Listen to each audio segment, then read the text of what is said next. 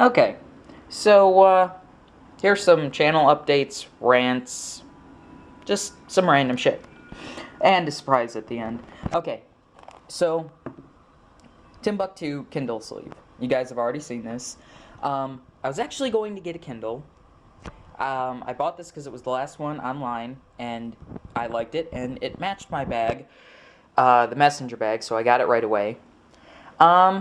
Decided not to get a Kindle. I wanted to get a tablet. I thought the idea was pretty damn awesome.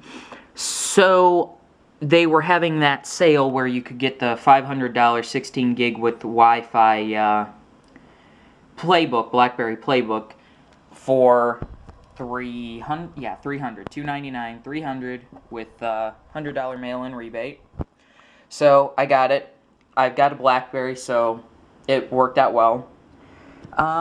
Overall, it is an awesome tablet. It's intuitive. It runs Flash perfectly. It's a really amazing experience. So, on from that, once the Elite died, I talked about that. There were some people that weren't too clear on what happened. What happened was, I was using it and smelled this really strong burning smell. So, I stopped using it, took the cord reel apart, and once you get into the cord reel, at the end of the actual cord, there are two wires, one black and one white wire that run directly into the motor from the cord on the cord reel. The white wire was pretty visibly scorched, and so I pulled the parts off of it. That's what happened to it. So after that, went out and I tried the new T-Series, which is basically what replaced the Elite. So went out, tried it, this exact one. I got it home, put it together, used it for probably 10 minutes on that rug over there, and then I disassembled it, put it back in the box, and took it back to the store. They are horrible. The handle is cheap, flimsy, and pathetic. Doesn't clean as well as the Elite did, didn't groom the carpet as well, didn't pick up as much cat hair. Oh, and the canisters are so pathetic, the latches that hold them into the vacuum, that whenever you try and lift the vacuum by the carry handle on the canister detaches from the vacuum, and the vacuum falls on whatever is under it. So your floor, your foot, whatever's under it. It went right back. It was pathetic. It costs more than the Elite, and it was just horrible. So, here enters the surprise. The new Elite. I forget who exactly. Actually, you know what? Let me check that. Because someone sent me a message. I have one of my subscribers actually to thank for this, because they went on and they sent me a message with the link to it's from Walmart. They sent me the link saying, here's the new Elite. Don't know if you had seen it yet. I kind of gave up hope after so long because, okay, Randon for life, and that's not going to focus, but, Randon for life, I'm going to guess that was supposed to be random for life, and there was a typo in the username.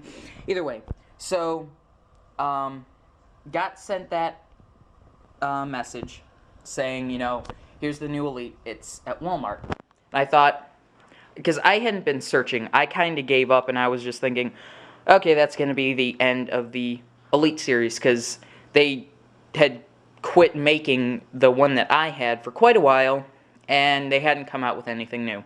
So I just gave up hope on that. Nope. Here's the new one.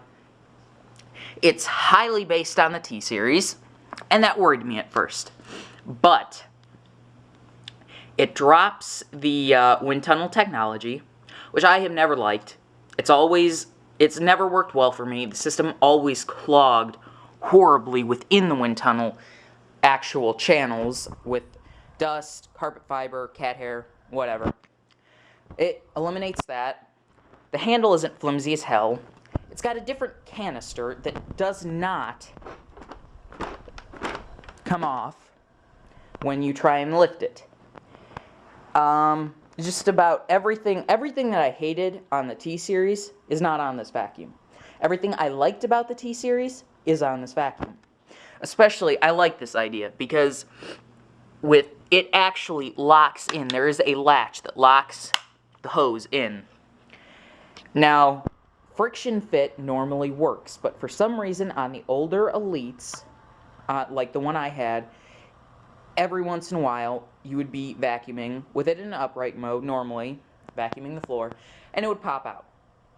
So, you know, you'd have to pop it back in, go over whatever you missed while it was out, and that's eliminated now. It's got a longer cord, a foot shorter hose, but it's actually a more usable hose. It's still got a turbo brush. It's got a dusting brush, crevice tool, and wand. Now this is, they say multi-stage cyclonic.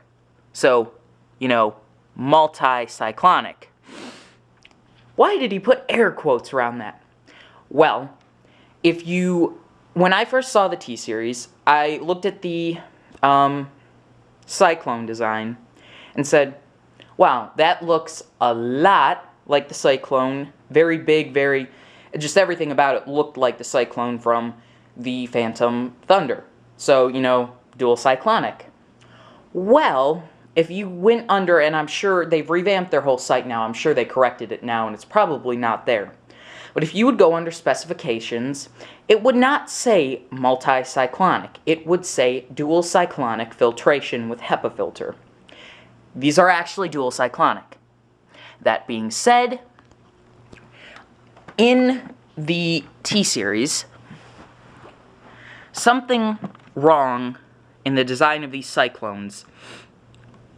It was just like with the Mach series of vacuums and the one wind tunnel that was basically a Mach 5 in a different color scheme. They would always get cat hair, and the T-Series that I had would get cat hair trapped up in these holes up here. You'd have to pull it out, wipe all the cat hair off. Or any pet hair, actually. Or if you have... Okay, well, my camera battery died, so yeah. Either way, so like I was saying, cat hair, pet hair clogged horribly up there. It was just bad. It was a really bad experience. So, got this home, kind of wondered how well it would do considering it's based directly upon the T-Series family of vacuums. And, it's amazing. It cleans like the old Elite does. It cleans the way I want it to. It works. Seriously, it's just like the old Elite, except it has the dual cyclonic, so it filters out dirt even better. And it means I'll have to clean the filter a lot less. I mean, everything about this, you see elements from, even though it's so heavily based on the T-Series, you see so many elements from the older Elite.